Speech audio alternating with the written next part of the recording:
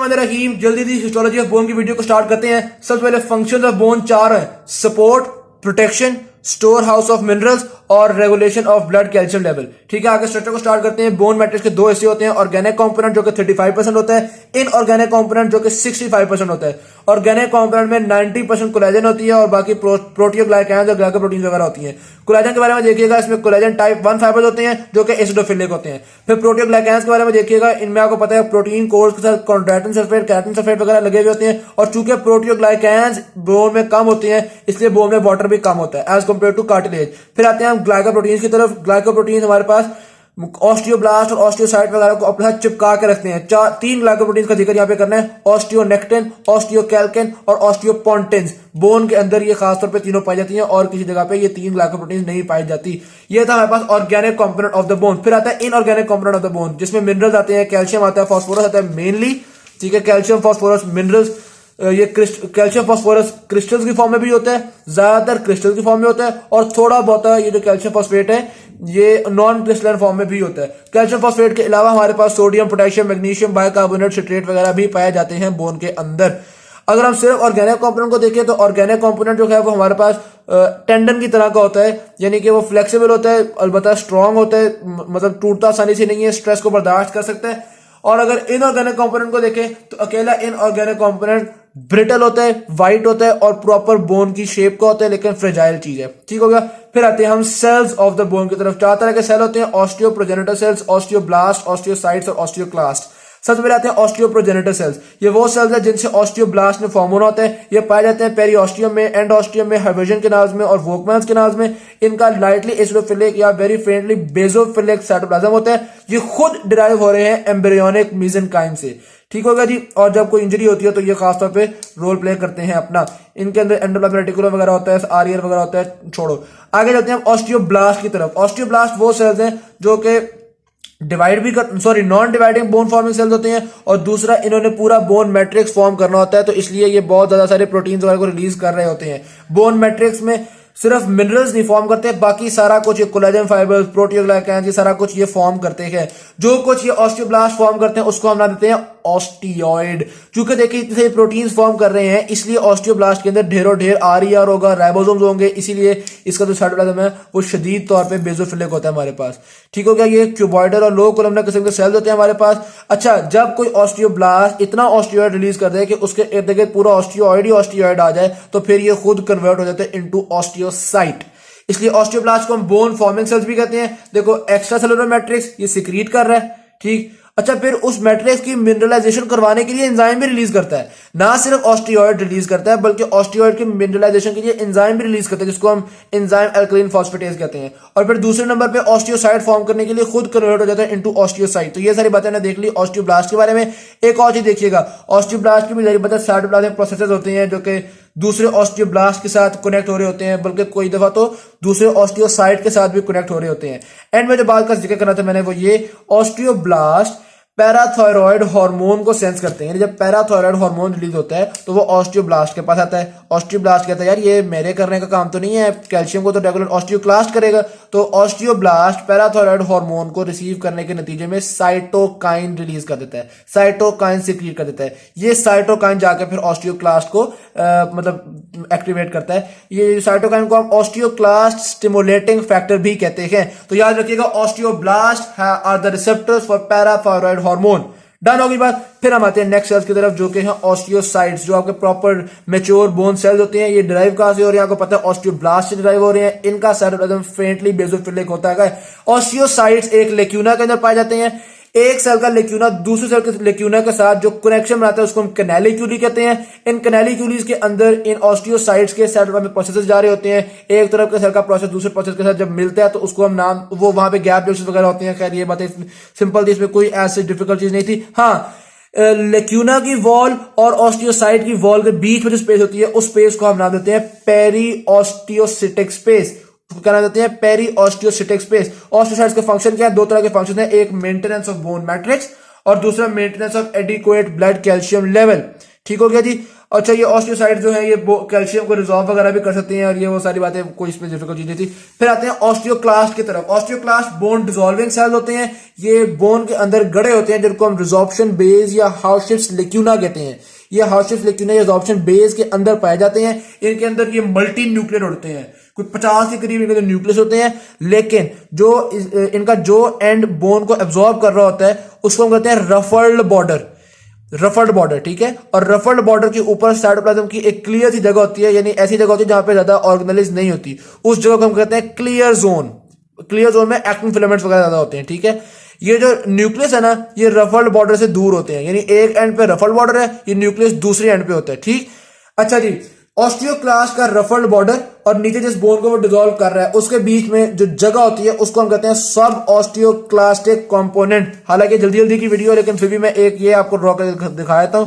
ये देखिएगा, ये बोन है, ठीक, और ये आपके पास रफल्ड बॉर्डर है। न्यूक्लियस होंगे आपके इस साइड पे, यहां पे होगी आपके पास क्लियर जोन और रफल्ड बॉर्डर, और इसके बीच में जो जगह इसको हम कहते हैं सब ऑस्टियोक्लास्टिक कंपार्टमेंट, ठीक होगी बात। ये आपके पास बेसिकली ये बोन का एक रिजॉर्प्शन बे है, ये बोन का वो गड़ा जिसके अंदर ये ऑस्टियोक्लास्ट अपना काम कर रहे होते हैं। फिर आता है resorption of bone matrix bye osteoclast involves. हाँ, ये किस तरह से बोन को रिजॉल्व करते हैं। नंबर एक, इन्होंने ऑर्गेनिक कंपोनेंट, मतलब वो कोई इनऑर्गेनिक कंपोनेंट को, मतलब मिनरल्स वगैरह को खत्म करना है। और नंबर दो, ऑर्गेनिक कंपोनेंट को किस तरह से करते हैं। मिनरल्स को खत्म करने के लिए हाइड्रोजन आयंस पंप कर देते हैं, जिसकी वजह से एसिडिक हो जाता है, मिनरल्स खत्म हो जाते हैं। और दूसरा, फिर ऑर्गेनिक कंपोनेंट को खत्म करने के लिए कोलेजिनेज और मुख्तलिफ एंजाइम्स रिलीज करते हैं जो कि organic component of the bone को भी खत्म कर देते हैं। अब थोड़ा हार्मोन्स के बारे में देख लें। ऑस्टियोक्लास्ट बेसिकली कैल्शियम को रेगुलेट कर सकते हैं, यानी बोन में कैल्शियम को लाना या भेजना कर सकते हैं। तो कैल्सिटोनिन हार्मोन के लिए रिसेप्टर होते हैं ये, यानी कैल्सिटोनिन हार्मोन आता है तो ये अपनी एक्टिविटी कम कर देते हैं, ऑस्टियोक्लास्टिक एक्टिविटी इनहिबिट हो जाती है। बदकिस्मती की बात यह है, पैराथायराइड हार्मोन को ये रिसेप्टर नहीं कर पाते। मैंने अभी बताया पैराथायराइड हार्मोन को रिसेप्टर करते हैं ऑस्टियोब्लास्ट जो साइटोकाइन रिलीज होता है वो साइटोकाइन ये रिसीव करते हैं। उन साइटोकाइन के अगर आ गया तो इनकी एक्टिविटी स्टिमुलेट हो जाती है। तो कैल्सिटोनिन के रिसेप्टर्स ऑस्टियोक्लास्ट, पैराथायराइड हार्मोन के रिसेप्टर्स ऑस्टियोब्लास्ट, ठीक हो गया। हालांकि अल्टीमेटली काम दोनों सूरतों में ऑस्टियोक्लास्ट नहीं करना होता है, या ये ऑस्टियोसाइट्स को ज्यादा तेजी से डिक्रीज करता है या कम तेजी से डिक्रीज करता है। फिर आता है पेरियोस्टियम और एंडोस्टियम। हमारे जो पेरियोस्टियम की दो लेयर होती हैं, आउटर लेयर को कहते हैं फिब्रस लेयर, इनर लेयर को कहते हैं सेलुलर लेयर, ठीक। बोन के इर्द गिर्द जो कनेक्टिव टिश्यू होते हैं उसको कहते हैं पेरियोस्टियम, और बोन के अंदर वाली कैविटी को जो कनेक्टिव टिश्यू लाइन करे उसको कहते हैं बाहर पेरियोस्टियम, इसको कहते हैं एंडोस्टियम, ठीक हो गया। कोई इसमें ऐसी डिफिकल्ट चीज नहीं थी। फिर आता है स्ट्रक्चर ऑफ बोन की तरफ। माइक्रोस्कोप पे देखा जाए तो इसमें कॉम्पैक्ट बोन होती है और स्पॉन्जी बोन होती है। शाफ्ट के अंदर कॉम्पैक्ट बोन ज्यादा होती है, स्पॉन्जी बोन थोड़ी होती है। एंड्स के अंदर स्पॉन्जी बोन ज्यादा होती है, कॉम्पैक्ट बोन थोड़ी होती है। जबकि अगर फ्लैट बोन को देखा जाए तो इसमें दो प्लेट्स होती है कॉम्पैक्ट बोन की, और दरमियान में जो स्पॉन्जी बोन, इन दो प्लेट्स को कहते हैं टेबल्स, और जो दरमियान में स्पॉन्जी बोन है उसको कहते हैं डिप्लॉय, ठीक। और शॉर्ट बोन में होते हैं, अंदर स्पॉन्जी बोन, कॉम्पैक्ट बोन को डिफिकल्ट चीज नहीं थी। फिर होते हैं microscopic structure of the bone. इसके अंदर एक तो प्राइमरी बोन होती है जिसको हम इमेच्योर बोन कहते हैं। इमेच्योर बोन में कोलेजन फाइबर्स प्रॉपर्ली अरेंज नहीं होते। इमेच्योर बोन के अंदर ऑस्टियोसाइट्स काफी सारे होते हैं, और इमेच्योर बोन के अंदर मिनरलाइजेशन प्रॉपर नहीं हुई होती, ठीक। फिर दूसरी तरह की बोन होती है जिसको कहते हैं सेकेंडरी बोन, या उसको मेच्योर बोन भी कहते हैं, लैमिलर बोन भी कहते हैं। इसमें बेसिकली होता क्या है, जो कोलेजन फाइबर्स हैं वो अरेंज फॉर्म में होते हैं, बंडल फॉर्म करते हैं, जिनको हम कहते हैं लैमेला, ठीक है। कोलेजन फाइबर्स के ये देखिए, ये होते हैं कोलेजन फाइबर्स के लैमेला। ये जो कोलेजन फाइबर्स के लैमेला है, एक लैमेला और दूसरे लैमेला के अंदर कोलेजन फाइबर्स का 90 डिग्री का एंगल बन रहा होता है। ये बात भी ध्यान में रख लेनी है। ये लैमेला सर्कल्स की फॉर्म में, अच्छा ये देखिए, ये ट्यूब है, को कहते हैं हाइवर्जन कैनाल। इस हाइवर्जन कैनाल के इर्द गिर्द ये लैमेला सर्कल्स की फॉर्म में होते हैं, तो इनको हम कहते हैं हाइवर्जन लैमेला, ठीक है। एक हाइवर्जन कैनाल और उसके इर्द गिर्द ये जो हाइवर्जन लैमेलास हैं ये मिलकर एक यूनिट बनाते हैं जिसको हम कहते हैं ऑस्टियन। यूनिट को क्या कहते हैं हम, ऑस्टियन। इस पूरे ऑस्टियन के इर्द गिर्द एक मिनरल लेयर होती है, मिनरलाइज्ड लेयर होती है। उस मिनरलाइज्ड लेयर को हम कहते हैं सीमेंट लाइन, ठीक होगी बात। ये बात समझ में आ गई। अच्छा, ये जो लैमेलास हैं इनके बीच में जारी बात है ऑस्टियोसाइट्स भी मौजूद होंगे, और ऑस्टियोसाइट्स की वही बातें हैं, कैनालिक्यूली और वो एक दूसरे के साथ कनेक्शन और पूरा नेटवर्क और वो सारी बातें तो सिंपल सी है, उसमें कोई ऐसे डिफिकल्ट चीज नहीं थी। कुछ लैमेला होते हैं जो बस अंदर वाली सरफेस पे होते हैं, उनको हम कहते हैं इनर सर्कमफ्रेंशियल लैमेला, और जो बाहर सरफेस पे होते हैं उनको हम कहते हैं आउटर सर्कमफ्रेंशियल लैमेला। ये बात भी समझ आ गई। अच्छा, हाइवर्जन कैनाल के अंदर ब्लड कैपिलरीज भी होती है, नर्व भी होती है, सारा कुछ होता है। हाइवर्जन कैनाल्स को आपस में कनेक्ट करने वाली ट्यूब्स को हम कहते हैं परफोरेटिंग कैनाल या वोकमैन्स कैनाल्स। तो आई होप सो कि मैंने सेकेंडरी इसके पूरे स्ट्रक्चर को एक्सप्लेन कर दिया है। सीमेंट लाइन, ये वो सारा कुछ, वर्कमैन्स कैनाल, हाँ ये सारा कुछ हो गया। फिर आते हैं बोन फॉर्मेशन की तरफ। बोन फॉर्मेशन सेकंड मंथ में स्टार्ट होती है। खोपड़ी की सारी बोन्स और क्लेविकल इंट्रामेम्ब्रेनस ऑसिफिकेशन से बनती है और बाकी सारी बॉडी की बोन्स जो है वो एंडोकॉन्ड्रल ऑसिफिकेशन से बनती है। इंट्रामेम्ब्रेनस ऑसिफिकेशन में क्या होता है, कुछ पॉइंट्स मैं आपको बताता हूं। सबसे पहले जो मेसेनकाइम होता है वो एक शीट फॉर्म कर देता है। इस शीट के अंदर हाईली वैस्कुलराइजेशन हो जाती है, ठीक। फिर कुछ मेसेनकाइम में सेल्स बनते हैं ऑस्टियोब्लास्ट। ये जो ऑस्टियोब्लास्ट हैं ये ऑस्टियोइड रिलीज करते हैं। ऑस्टियोइड की फिर मिनरलाइजेशन यानी कैल्सिफिकेशन वगैरह होती है। ये ऑस्टियोब्लास्ट खुद कन्वर्ट हो जाते हैं ऑस्टियोसाइट में। इस सारे प्रोसीजर से बन जाता है आपके पास एक स्पेक्यूल, एक बोन सी बन जाती है, मतलब हार्ड बोन सी। ये जो शीट है इसके अंदर काफी ढेर सारे इस तरह के स्पेक्यूल्स बन जाते हैं, ठीक। इन स्पेक्यूल्स के बीच में जो जगह रहेगी वहां पे mesenchymal cells bone marrow form कर देते हैं और अल्टीमेटली ये जो स्पेक्यूल्स हैं ये सारे मिलके कॉम्पैक्ट बोन फॉर्म कर लेते हैं। तो ये वाली बात कंप्लीट होती है हमारे पास इंट्रामेम्ब्रेनस ऑसिफिकेशन की। इससे आपको पता है ज्यादातर क्या बन रही होती है, फ्लैट बोन्स ही बन रही होती हैं। नेक्स्ट आती है हमारे पास एंडोकॉन्ड्रल ऑसिफिकेशन। एंडोकॉन्ड्रल ऑसिफिकेशन में बाकी सारी बॉडी की जो है वो इसी तरह से बन रही होती है कि देखिए बेसिकली होता क्या है, पहले हाइलिन कार्टिलेज होती है, इसके बीच में कॉन्ड्रोसाइट्स हैं, इर्द गिर्द पेरिकॉन्ड्रियम है। ये जो बीच के सेल्स हैं इनकी हाइपरट्रॉफी होती है।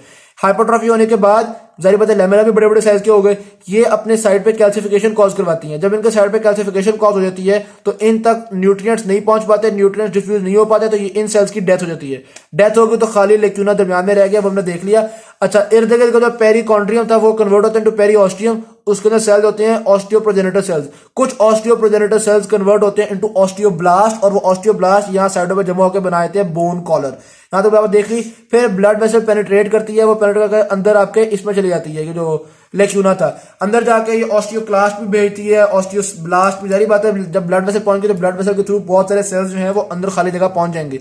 जो ऑस्टियोक्लास्ट हैं ये साइड पे रिजॉर्प्शन करते हैं ताकि मजीद इस जगह को एक्सपैंड किया जाए। और दूसरा, अच्छा, ये जो ऑस्टियोब्लास्ट हैं ये ऑस्टियोब्लास्ट यहाँ पे ऑस्टियोइड रिलीज करेंगे, कैल्सिफिकेशन करवाएंगे, बोन फॉर्म करेंगे। जारी सी बात है ऑस्टियोब्लास्ट ने अपना वही काम करना है।